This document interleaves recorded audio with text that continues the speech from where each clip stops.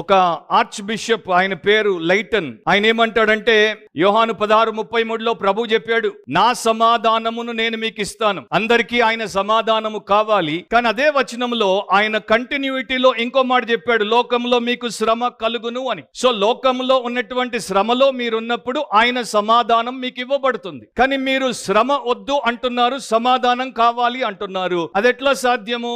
మీరేమి చేస్తున్నారంటే, పేతురు ఒకప్పుడు అంటే అతడు పూర్తిగా మార్పు పొందక మునుపు ప్రభువును పట్టుకొని ఏం చేశాడో, ఈ రోజు ఉన్నటువంటి చాలా మంది క్రైస్తవులు అదే పని చేస్తున్నారు. పేతురు ఏం చేశాడు? ఇదే పేతురు, ఈ పత్రిక రాసినటువంటి ఆ పేతురు ఏం చేశాడు? మత్తయి 16:22లో మీరు చూస్తే, ఎప్పుడైతే ప్రభు చెప్పాడో, నేను ఇక యెరూషలేముకు పోతాను, పెద్దల చేతుల్లో, శాస్త్రుల చేతుల్లో, పరిసయ్యుల చేతుల్లో పడతాను, వారు నన్ను హింసిస్తారు, వారు నన్ను సిలువేసి చంపేస్తారు, మూడవ దినమున తిరిగి లేస్తాను అన్నప్పుడు పేతురు ఆయన చెయ్యి పట్టుకొని, ఊరికే మాటతోనే కాదు యాక్షన్ కూడా చేశాడు. పేతురు ఆయన చెయ్యి పట్టుకొని, ప్రభువా అది నీకు దూరమగుగాక, అది నీకెన్నడునూ కలుగదని ఆయనను గద్దింపసాగెను. సో ఒకప్పుడు పేతురు మూర్ఖుడు కనుక, అవివేకి గనుక అతడు శరీర సంబంధిగా ప్రవర్తించి యేసునే ఆ శ్రమకు పోకుండా అడ్డుకున్నాడు. కానీ ఇప్పుడు అదే పేతురు ఏం రాస్తున్నాడు?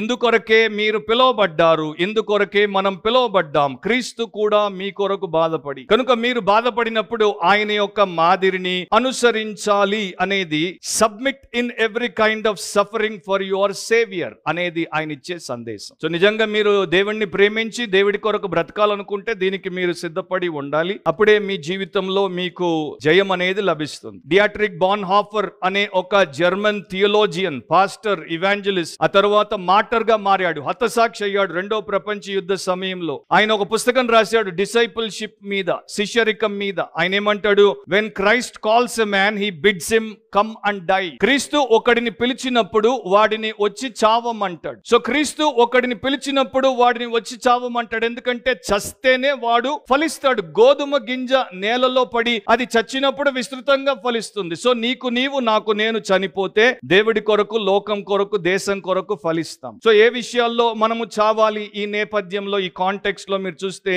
మన స్వంత ఆలోచనలకు మనం చావాలి, మన స్వంత ఆశయాలకు మనం చావాలి, మనకున్నటువంటి హక్కులను బట్టి మనం చావాలి. నేను ఈ విషయంలో ఏ అన్యాయం చేయలేదు, నాకు అన్యాయం ఎట్లా జరుగుతుంది అని మనం వాదించే వాదనలకు చావాలి. అండ్ నేను అన్నింటిలో కరెక్ట్ గా ఉన్నాను అని నన్ను నేను సమర్థించుకునేటువంటి ఆ యొక్క డిఫెన్స్ కి, సెల్ఫ్ డిఫెన్స్ కి నేను చావాలి. మరి ఈ పరిస్థితిలో నేనుంటే ఇతరులు నా గురించి ఏమనుకుంటారో అని ఇతరుల యొక్క అభిప్రాయములకు నేను చావాలి. నేను దేనికి బతకాలంటే దేవుడి చిత్తము, దేవుడి యొక్క ప్రణాళికలో నేనుంటుట, అది మూలము అన్నదాని కోసమే బ్రతకాలి.